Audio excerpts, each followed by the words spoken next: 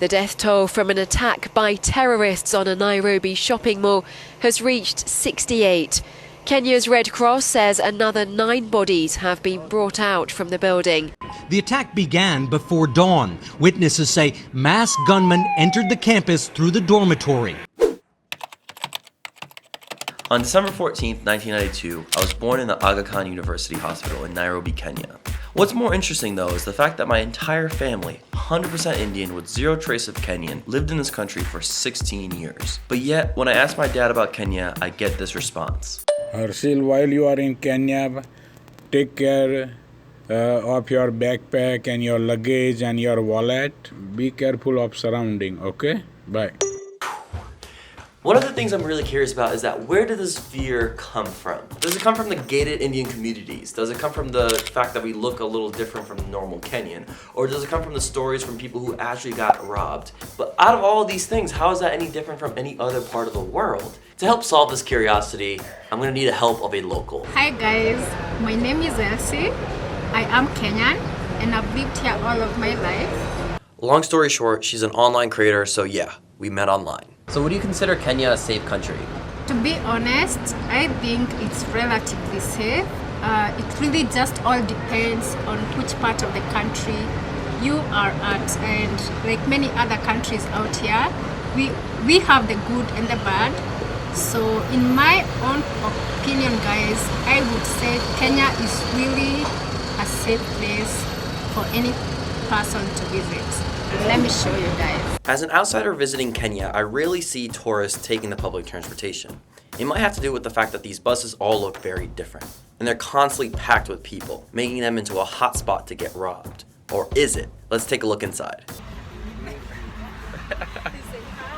There's something we have that's called the matatu culture around here. A matatu is another word for buses. You'll find like we have a lot of buses with this graffiti, and they come with very loud music, and we are going to try to show you guys a part of that as well. This is a prime example of how the matatu buses look like on the inside. They come with a lot of screens, like this one for instance. And then they come with a lot of speakers, like you can see on the inside, and they are actually quite noisy. They can get quite noisy on some days. Yes, I think one of the biggest things is that when you look at an environment like this, especially if you come from America, you wouldn't initially want to come to something like this. But the key is, get yourself a local and you start realizing that things aren't as bad. Yeah, as they portray them. And it's all built up in your head. Yeah. And funny enough, when I used to tell people I was born in Kenya, the first thing that people would be like, oh my god, you were born in a hut, which really frustrated me at the time. So one of the misconceptions about Africa and Kenya in general, guys, is most people tend to think that we live in huts, which is actually not true. As you can see behind me, there's such an amazing view of buildings, and there are actually quite a few that are coming up. I mean, just taking a 360 view, you see not 1, not 2, not 3, but 5 new buildings going up at the same time. People have this weird assumption that animals like lions and zebras are just roaming the streets everywhere. One of the other misconceptions we have about Kenya, guys, is that wild animals roam in the streets. This is as close as you can get to a wild animals in this country. Wild animals tend to be very contained. Here you will find them in orphanages. Like this elephant orphanage that I went to. We have zoos, and we have conservation centers actually. Like the safari that I went on with my whole family. So if you are a tourist, so to speak, and you would like to see these animals, you essentially have to visit these places for you to come into contact with them.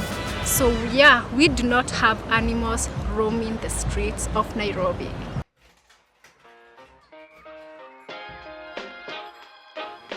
So, I think the biggest thing I've learned from chasing this curiosity is the importance of connecting with a local. So, for the longest time, I've come to Kenya and visited my family. But the thing is, my family immigrated here. My whole family came from India. So, they might not have the traditional Kenyan values that they that a normal Kenyan would have, which is fine. I know that there's a lot of beauty in like the idea of being a melting pot. But one of the things that I've started to appreciate in this video especially is really connecting with someone who has lived their entire life here in a country where if you go to the western parts of the world, they might have a negative stereotype towards Africa or Kenya without even actually experiencing it. And even though I've come to Kenya multiple times, I've only spent it with the people who look like me. The beauty of this video was to show, to inspire, not just in cultural aspects, but to any aspect of life, which is understand both sides of the story to really experience it. But then again, there's a disclaimer. Obviously, this place is not safe in some parts of the city. That goes to show that's like the same as any other part of the world. You just gotta be careful, you just gotta be smart, and just always have precaution when you're going to those parts. You know, get your facts right and then go and explore. I really wanna hear your perspective on this. Leave a comment below. Let me know what you guys think. And I will see you guys in the next video next week. We're gonna go back to one video a week every Friday. I'll see you guys in the next